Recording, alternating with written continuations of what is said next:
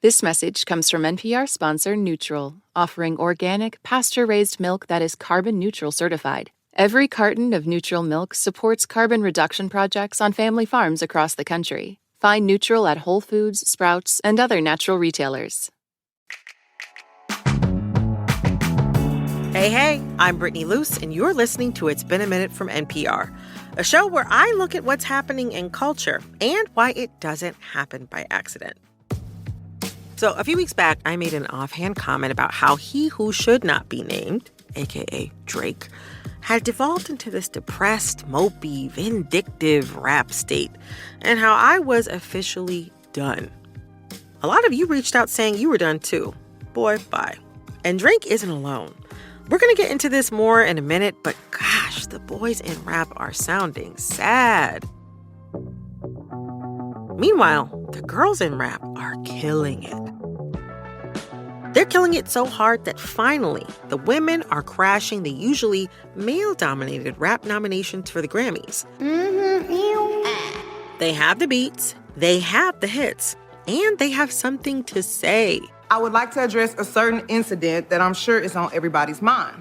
No, I don't know why Popeyes took the hottie sauce off the menu. And honey, if you want the sauce back, you need to take that up with the Popeyes lady, not me, okay? And my next guest, Syreeta Singleton and her collaborator Issa Rae have been watching.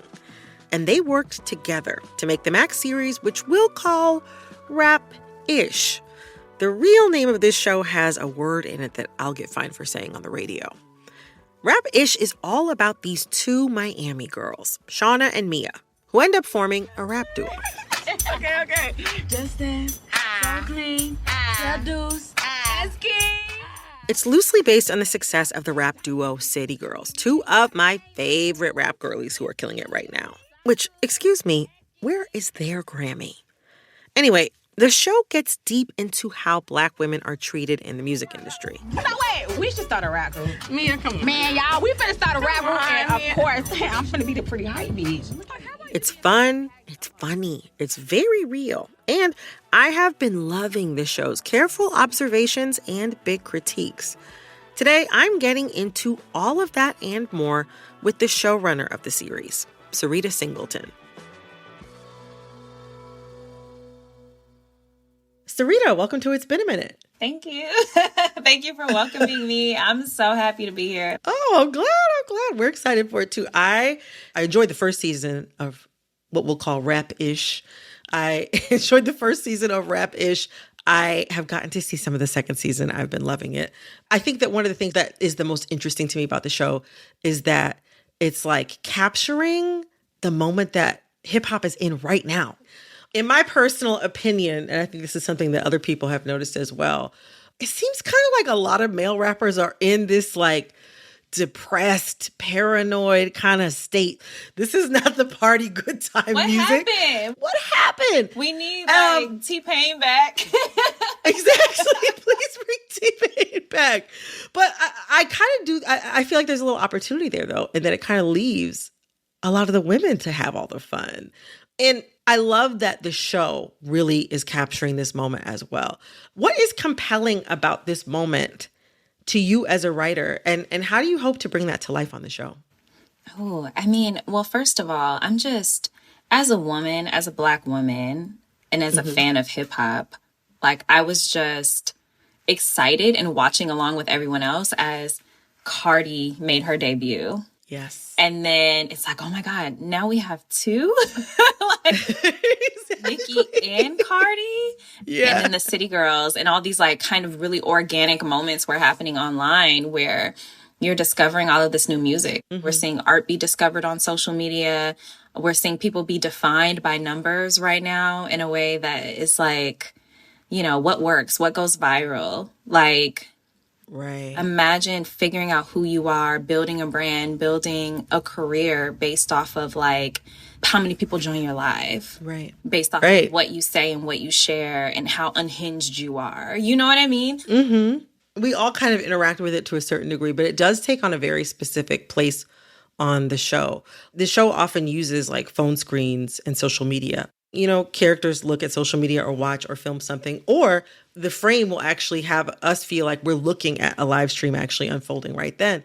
And I like that as a device because it kind of shows the fault line between the hustle and success. Like the characters sometimes show one side of things for social media, like, oh, look at our tour bus, for instance, with this season, the girls are on tour. Look at our tour bus. This is so nice. But then when they're staying in the raggedy hotel room that might have roaches and bed bugs, they're not going to post that to social. I wonder, is there like a commentary in there about the way that the music industry works? Absolutely. Yeah, 100%. There's a photo or like a meme that I've seen online sometimes where it's like you see the person holding the camera in their backdrop, but on the floor there's like chips and like, my clothes from yesterday, phone cords, all of that stuff. And it's just what you want people to see versus like the reality of a situation. And that's something that we really wanted to show, because we want to show like how gritty it is, like how rough it is, and like those kind of sacrifices that you have to make. And so you'll see that there are less moments of them pulling out the phone, because it's just like they are very protective of like what the fans think, that people think they've made it. Right. I'm on tour. Like, you know what I mean? And then just the idea of what tour is like, right. It's glamorous. It sounds very glamorous, but it's like you're the opener to the opener. And like, you're not being paid anything, and you are sleeping in a tiny bunk with like no food. So, you know what I mean? Like, people don't know that, like that hustle. Y'all really get into the dirty underbelly of the music industry as they're breaking into it. As you said, it's not glamorous at all. Issa Rae, who created this show, she's made comments to the tune of, the music industry is the worst business she's ever come across, even more so than Hollywood. In thinking about the tour specifically, underhanded dealings, shady dealings in the music industry is nothing new. But the way that you all show it this season through the tour specifically, it really exposes a lot of the racism, colorism, misogyny, and sexism that real life artists and Black women in the music industry have to deal with. And I appreciate that, because you all do a great job of showing and not just telling me as the viewer about those aspects of the business. What was your team's approach to depicting that and the effect that it can have on Black women in music? You spoke earlier to like how depressed so many of the like male rappers seem. It's so drug fueled. And it's like, hey, let's just throw them into this world. So we hit those themes really hard in those first, tour episode, even for some of the most notable artists. Like I think about Lotto and the story that she was sharing, and she never named the rapper who refused to clear their verse for her album because she wouldn't sleep with them. Right. The audacity. Like, you know what I mean? The gall. Yeah, the audacity. It's like things like that are still happening, and they have been happening for, decades. We're in 50 years of hip hop. And I think some of the men they still want to maintain their like grip and their control. And it's like, and how do they do that? By like policing, undermining, exploiting. One of the things that really got to me when I watched the first season of Rap-ish, and again with the second season, is how rare it is to see a story about women centering on their drive to realize their goals, as opposed to like find a partner. Mia and Shauna romance is a part of their lives, but the show is really about them finding their voices as artists and figuring out how they want to work together and what they want to say with their work. And that feels really refreshing. Why was it so important to focus on that with this show? And I wonder how you relate to that as a creative yourself. Friendship between women has been like my favorite thing to write about since I discovered that I wanted to write. That friendship or that connection that you have with your bestie, like that's where you share your dreams, your goals, your fears. That's where you're your most vulnerable sometimes. I just recently came across a photo that like my best friend, Morgan, wrote on my whiteboard when I was maybe like 19 or 20 in college. And she wrote like, keep following your dreams. They're amazing. And like, I love you so much, and put like a little heart on it. And I like took a photo of it. Sometimes your girlfriends are your biggest supporters. And then also like the landscape of hip hop and like supporting each other and deciding that we're no longer going to beef with each other unnecessarily. We're not going to let men pit us against each other. Sure, you have your drama, you have your beef, and you have your fights here and there. But for the most part, I think the women have really, like, how can we coexist with one another? And I think that's why we see so many, like, an abundance of women rappers who are all winning at the same time. It's because they've refused to play into that. Another aspect that felt very authentic, but also just had me howling, was when Shauna gets her period on the tour bus in the middle of the night. She has just looked at her phone and seen that she has less than $25 in her account. And then she's like, oh my God, and my period just started. You know, we see her trying to find a tampon and having to press on, just continue to move forward with her cramps and all. I knew cognitively that this is a reality for many touring women rappers. In the back of my mind, I understood that. But seeing it depicted as the day ruiner that it sometimes can be, even for the character on this show, it hit me in a totally different way. Reality doesn't stop. Like, just because you're on tour, you're on a tour bus. And also, I think, like, just even as women, there are a lot of women in our writer's room. We were just like, how often do you see a woman get her period on TV and have cramps? It happens all the time. It happens all the time. It happens to us all the time, but it's not something that, like, I don't know, sometimes things are a little more, like, depicted in a more sexy way. Like, these women get periods, but don't think about it. You know what I mean? But now it's just like, oh, we want you to think about it. Like, think about everything she's dealing with right now. Another way that I think that the show mirrors what's happening in rap is that Mia and Shauna are very empowered sexually. Women in rap these days are having quite a moment with sexual empowerment. I'm thinking of Cardi B and Meg as like the queens of this. They got back-to-back hits with WAP and Bongos. But of course, we also see it with Lotto. We see it with Sexy Red, all the other girls. And this is reflected in Shauna and Mia's music as well, but also in their life. Like, the sex on the show is so well done. The thing that I really like about it the most is that when I'm watching the scenes, I can see that it's not just about Mia or Shauna feeling desired. Also, you can see them experiencing desire. You can see them excited about what's going to happen. You can see them wanting their partner. And when you kind of compare that to some of the discourse that's happening in Hollywood around sex scenes, you know, I feel like in some ways there's less sex on screen than I even remember when I was growing up in the 90s or 2000s. And there are people who are against it and think that it's unethical or it's too gratuitous. I wonder how you all on your team have talked about approaching the sex scenes in the writer's room and what your philosophy behind it all has been.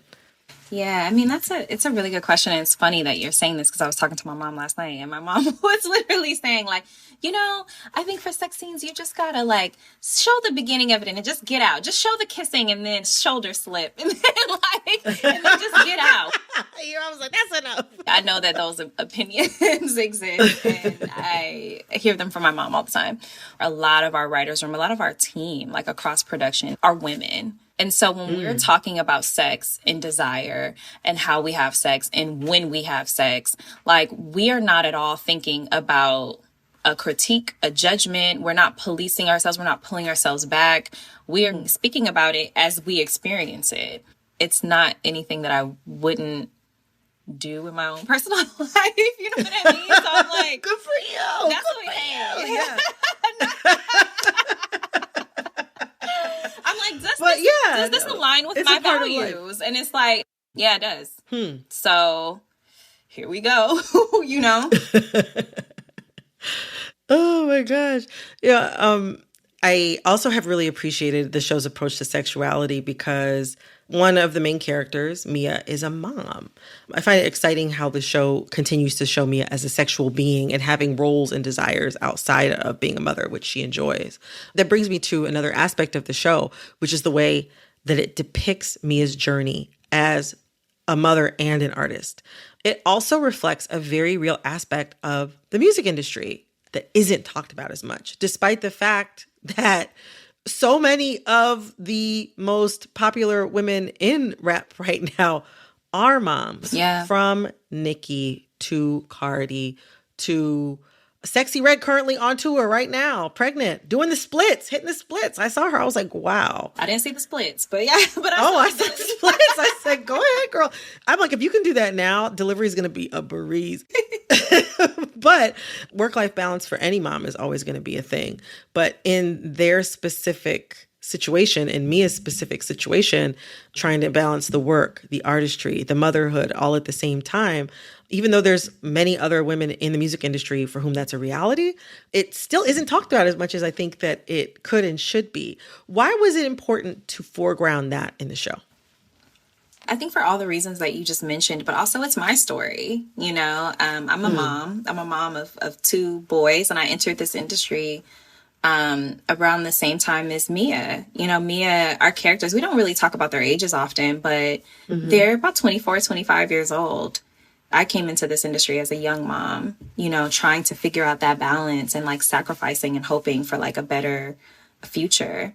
And even when we talk about the story of Mia and her arc and her experience as a mom who's just trying to like be better than her mother and also feed her daughter, a lot of times it feels like you've hit your expiration on your ability to dream. That was something that we talked about a lot with season 1. Is like, that's what Shauna gives her, is like this permission to want more for herself. So writing her story is one that is just deeply personal for myself and for some of the other moms in the room. Well, Sarita, thank you so much. It has been just a joy to talk to you about this show, and I'm excited for people to see the rest of the second season. Thank you, Brittany. Thank you so much. That was Sarita Singleton.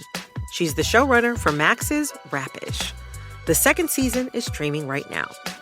Coming up, we're staying on theme and tuning into a conversation with one of the most delightfully weird and renowned rappers of all time, Andre 3000. Stick around.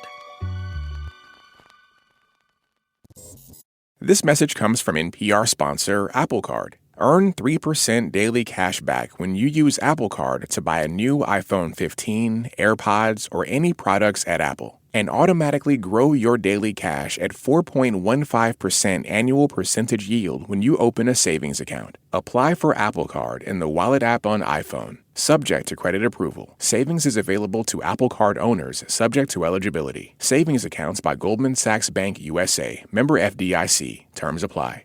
This message comes from NPR sponsor Netflix, presenting All the Light We Cannot See. Directed by Sean Levy and starring Hugh Laurie and Mark Ruffalo, this 4-part limited series, based on the Pulitzer Prize-winning novel, is a breathtaking tale of hope, human connection, and resilience. It follows Marie Lohr and Werner's journey through World War II, where their paths collide in the pursuit of light amidst darkness. Watch All the Light We Cannot See, now only on Netflix.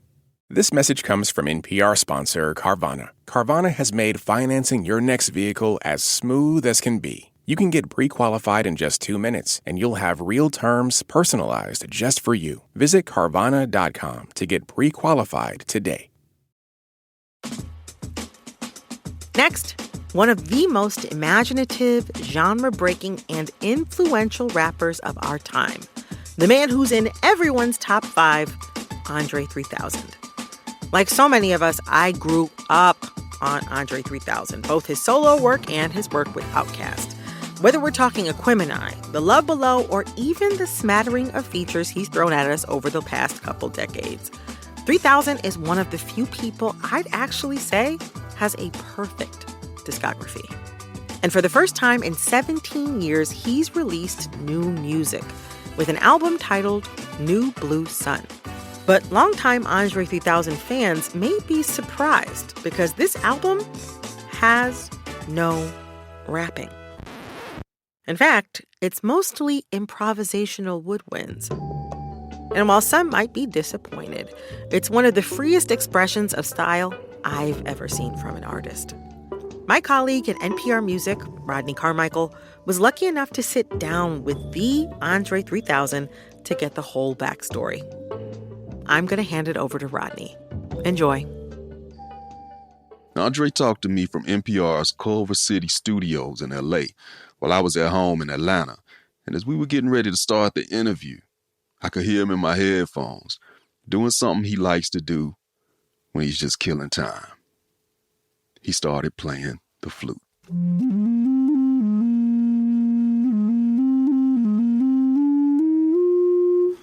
Oh, man, you got it sounding nice over there. It's a good time saver, you know. I like that. It's so warm, man. It's like... Oh, man, thank you. Yeah, so like I just keep it so, you know, you check your phone all the time. You kind of just have it in your hand and you look at your phone. Yeah. It's kind of the same thing. New Blue Sun. Mm-hmm. It's almost an hour and a half in length. It's 8 songs that feel orchestral and tribal and contemplative and transcendent all at the same time. It feels like you're taking us to other realms, man, you know, or at least like definitely other realms of Andre. Yeah, it took me to other realms, to be completely honest. Like, I've been playing flute for years. It got to a point where it was kind of like people were kind of just like sneaking and filming me play. No doubt. In space, like in the public, like just out. Like, I might be at Starbucks getting a coffee. I'm waiting on my coffee. I might just start playing somewhere. Like, go outside and play. And then people would just film me and then post it. And then, like, one person actually came up to me on the street and they was like, man, you know, it's a thing. Like, you know, it's a game almost. Like, we're trying to find you and trying to film you play this flute. And that like, kind of was sucky because it was kind of like a Where's Waldo kind of thing. Where's Waldo, like a game. Exactly. And I didn't like that because, I mean, they just kept getting little nicks of me just kind of messing around, you know? Mm-hmm. And so I just felt like I'd like to share it on a wide scale. Like, I'd really like to play, but it was really for me. Like, I would just walk for hours, and I'm a walker. I love to walk, so I would just walk and play.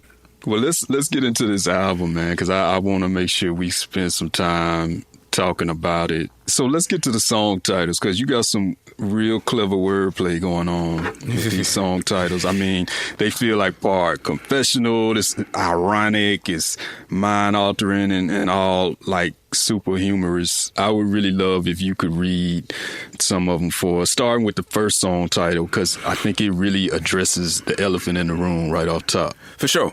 So the first song, the title is... I swear I really wanted to make a rap album, but this is literally the way the wind blew me this time.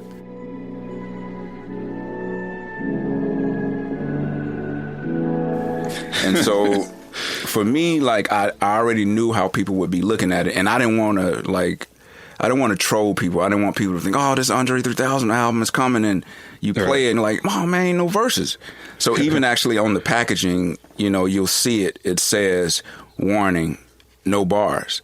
So it's kind of like it's letting you know what it is off the top. Mm-hmm. But also, like, this is true, man. Like I really, like, you understand, like, I love rap music because it was a part of my youth.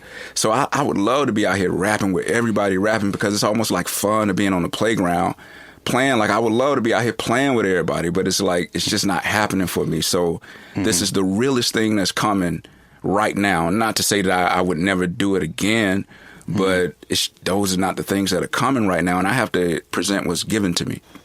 Tell me if I'm wrong, but I also imagine that the legacy of Outkast, like, as great as it is, has maybe in some ways also kind of like weighed you down at times, or blanketed your creativity at times. Nah. It catapulted me, man. Like Outkast was just an incubator to explore, man. Like I'm saying, like, I couldn't have done a lot of the things if Big Boy didn't support it.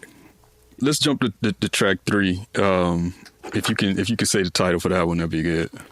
Okay, so track 3 is titled "That Night in Hawaii When I Turned Into a Panther and Started Making These Low Register Purring Tones That I Couldn't Control. It was wild."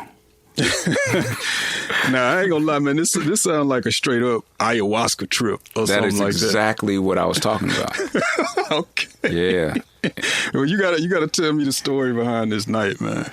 Yeah, I was actually in Hawaii, and it was my second night of the first time I'd ever taken ayahuasca, and we did like a 3-night kind of phase. But the first night was inviting and beautiful, and like the most powerful love and connection with all things I've ever felt in my life. Mm-hmm. The second night was different. And everybody knows that Aya will do you that way. Yeah. So the second night, my stomach was hurting. My mouth contorted like a panther, and I actually turned into a panther, and I was doing like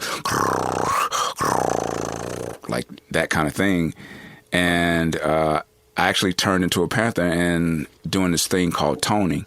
Toning is another way of purging, and toning is where you make these vibrational noises that you can't control, and it started playing me like an instrument. And so I started as a panther, and then I would do these long kind of tones and started changing the notes. So, and I can only mimic it. So on the album, I'm mimicking. But the funny thing was in the IS session, I was like, damn, I wish I had my phone so I can record this, because like, it'd be so dope. It kind of sounds something like this. So it started playing me in a way that goes like,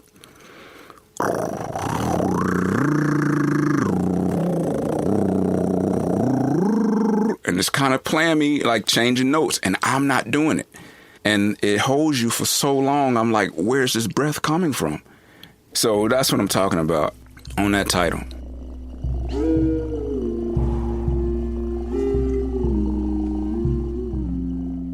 Was it scary at the time, or was it like, how did it make you feel at the time? It was kind of intriguing at the time, because, I mean, the sound listener in me, I'm digging the sound.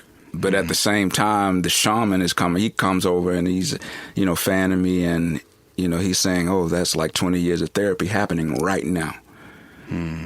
That's deep. Talk about your passion for instrumental music, like how it started and how you got off into that bag more so. Well, it's really funny, like as a youngster, I associated jazz music with old people. Okay.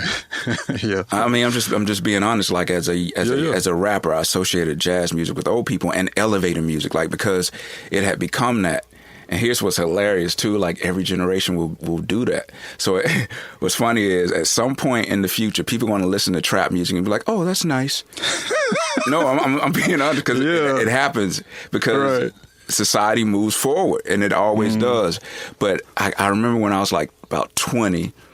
And I got into actually music and producing and like really understand. And I always like some songs, and I'm like, whoa, okay. Like, I mean, the pop songs that I got into, like some of the Take Five, or the Chuck Mangione. Like I remember that, playing on the radio as a kid and like humming the melodies. And I was like, oh, okay. So I'm getting affected by, these instrumental cats. And so once I started really getting into it, I'm like, hold up. Like jazz was the rap of that time. Like these dudes, they were smoking, they were doing heroin, they were in clubs, they were like trading like what we trade verses, they trading like solos, and like you really get into it and you really understand what they were doing and how rebellious what they were doing. You were like, man, this is the ultimate. And I know from like watching my heroes grow older that your rhythm is kind of, it ages you in a certain way, and your vocals age you in a certain way. So I was always trying to figure out a way that I can continue. Like you can continue rapping for the rest of your life till you're 90 years old, but I've always tried to find a way that was ageless. And when you're listening to a player, a lot of times, like an instrumental player, you may not know their age. And I kind of love that in a way. And not that there's anything wrong with age. And I think we have a thing where we kind of run away from age. Like, I love that I'm 48 now. Like, if I could go back to being 21, I would not. And that's just the truth. Like, sometimes I look in the mirror, I'm like, man, you have silver hair. And I'm like, that's so awesome. You know what I mean? It's like, I'm a silverback gorilla. My conversation with Andre 3000 about his new album, New Blue Sun, will continue right after this short break. This message comes from NPR sponsor Neutral. Neutral offers organic, pasture-raised milk that is carbon neutral certified. They're on a mission to reduce the carbon footprint of agriculture by partnering with family farms across the country to implement carbon reduction projects. To learn more about how Neutral makes carbon neutral certified milk a reality, not by 2030 or 2050, but today, visit eatneutral.com. or find Neutral milk nationwide at Whole Foods Market, Sprouts, and other natural retailers. This message comes from NPR sponsor Apple Card. Earn 3% daily cash back when you use Apple Card to buy a new iPhone 15, AirPods, or any products at Apple. And automatically grow your daily cash at 4.15% annual percentage yield when you open a savings account. Apply for Apple Card in the Wallet app on iPhone. Subject to credit approval. Savings is available to Apple Card owners subject to eligibility. Savings accounts by Goldman Sachs Bank USA. Member FDIC. Terms apply. Hi, it's Jasmine Garst from NPR's The Last Cup. I'm one of thousands of NPR network voices coming to you from over 200 local newsrooms across the country. We bring all Americans closer together through free and independent journalism, music, politics, culture, and so much more. The NPR network. What you hear changes everything. In need of a good read or just want to keep up with the books everyone's talking about? NPR's Book of the Day podcast gives you today's very best writing in a pocket-sized show. Whether you're looking to engage with the big questions of our times or temporarily escape from them, we've got an author who'll speak to you. Catch today's great books in 15 minutes or less on the Book of the Day podcast, only from NPR. Let's get into some flute talk, man. We started talking flutes at the beginning a little bit. Like you said, you play a digital wind instrument on this song and several other songs. How many flutes do you own? Maybe about 30, 40 flutes. Wow. Okay, I did not expect that. Yeah, but I have to say, like, it's because, like, I started with one style of flute. The style of flute that I started with was introduced to me by Cassia. Cassia, she's a world-class surfer, and she was playing this flute at this breathwork class, and as soon as she started playing, my ears popped up. I'm like, what is that sound? And I had to go up to her and ask her, like, what is that? And so she introduced me to my flute master, the guy that makes my flute, Guillermo Martinez, and that style of flute that he makes was my intro into flutes. And so, like, I was living in New York at a point, and so when I get into an Uber or get into a taxi, I always play. And so what started to happen, like, depending on the taxi driver, like, whatever nationality they were, like, if they were Chinese or if they were African or East Indian, a driver, they would always turn around and be like, oh, that reminds me of my country. Like, oh, man, have you ever heard of the Bansuri flute, which is an Indian flute? Or, oh, have you heard of the Ney flute, which is Egyptian or Turkish flute? And so I'm kind of getting schooled by different cultures on different flutes. So when I say I have a lot of flutes, I have mostly my style of flutes made by Guillermo, but I started to just collect a lot of different flutes from a lot of different countries. Every culture has a flute. The flute is the first instrument ever after the drum. The drum came first, and then flute. So flute is the first instrument where we actually heard a musical tone or a note, So it's always interesting to me about flutes in that way. And one thing I like about flutes and wooden flutes in particular is it's the closest to the human voice out of all the instruments. And I think that's why I kind of gravitated towards it, because when you're hearing a flute player or a saxophonist, like, you're actually hearing the wind of that human. It's one thing to talk about your evolution as an artist, but, even as a person, you've been through a lot that honestly, I don't know if fans always remember to take into account when we make, like, these selfish demands, what feel like selfish demands for more music from artists that we love. But, in your case, in the last decade, you lost both your mom and your dad, and more recently your stepdad, who I know you've said was really an anchoring person in your life. That's a lot of grief, man, for anybody to hold, especially back to back. Like, how did managing all of that, did it make music or just your art and craft feel any less essential or more essential in any kind of way?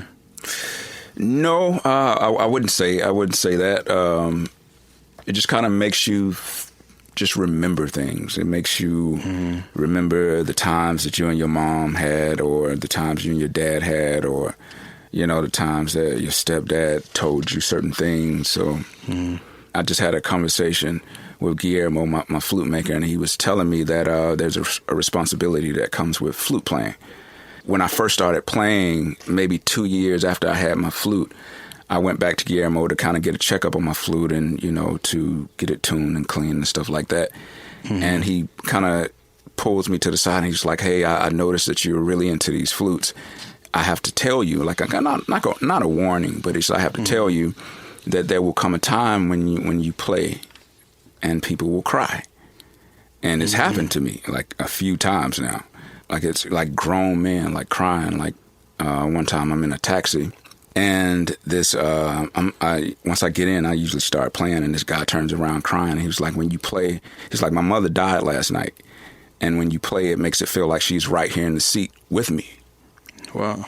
And so, you know, we were having this conversation, me and Guillermo, and he was like, yeah, he was like, I get asked to play at funerals now, or when somebody know they're about to pass and, you know, the last days, sometimes the family will call me to play.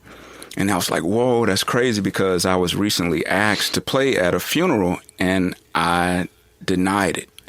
Mm-hmm. And so when Virgil passed, his family asked would I play. Wow. At the funeral, and I denied it, but only because I felt like I would be a distraction, or it would be, you know, like this, you know, I don't know. I just felt like it would have taken away from the moment. And so when I told Guillermo, he was like, yeah, sometimes you have to look at it now as a responsibility to play. They asked you to play for a reason. Mm-hmm. So yeah, I just wanted to lay that out, because when my mom passed, I don't know, I had this urge to play. But I wasn't even playing flute back then. I just wanted to, I think I was more on guitar at that point. Okay. And I just didn't. I don't think I could go through with it, but I don't know. I think New Orleans has it best. Like, yeah. I think the funeral kind of, the way we do funerals, I think is really antiquated and sad. Yeah. I think we need to party more, or like celebration. Yeah, I think New Orleans got it. Thank you, bro. Yeah. Thank you, man. Thanks again to my colleague, Rodney Carmichael. You can find his full hour and 13-minute interview with Andre 3000 at npr.org. Andre's new album, New Blue Sun, is out now.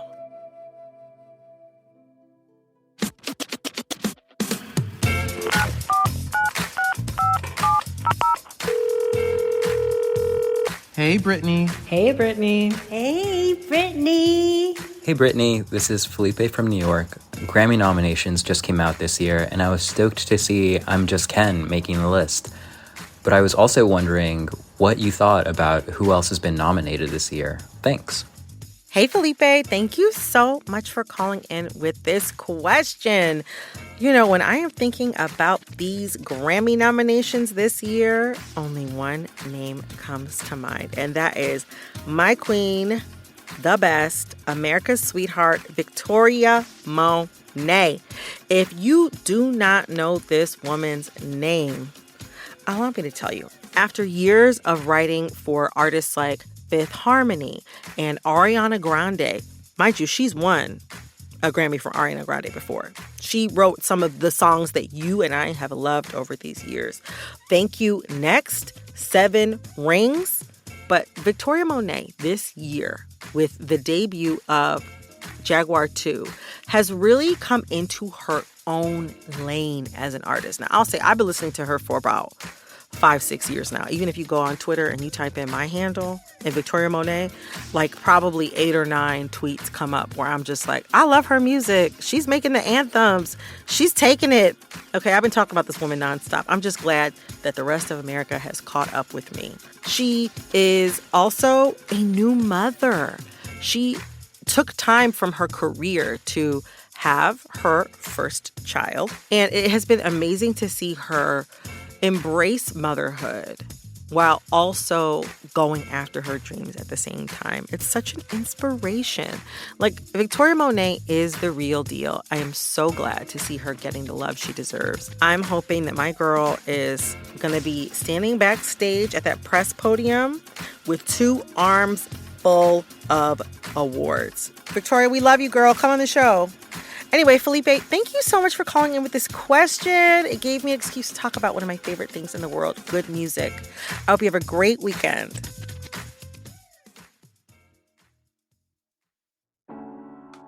This episode of It's Been a Minute was produced by Barton Girdwood, Alexis Williams, Liam McBain, Corey Antonio Rose.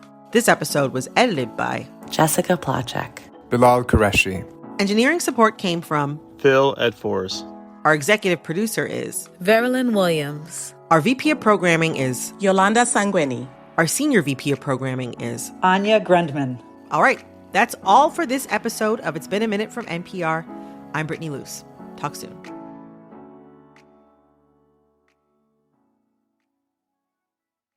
Hey, it's Sarah Gonzalez from NPR's Planet Money podcast. I'm one of thousands of NPR network voices coming to you from over 200 local newsrooms across the country.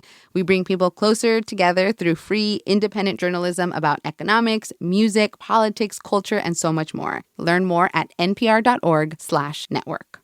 Hey, it's Robin Hilton from NPR's All Songs Considered. I'm one of thousands of NPR network voices coming to you from over 200 local newsrooms across the country. We bring all Americans closer together through free and independent journalism, music, politics, culture, and so much more. The NPR Network. What you hear changes everything. Hi there, it's Lakshmi Singh from NPR's News Now podcast. I'm one of thousands of NPR network voices coming to you from NPR headquarters and more than 200 local newsrooms across the country. We bring all Americans closer together through free and independent journalism, through music and politics, culture, and so much more. The NPR Network. What you hear changes everything.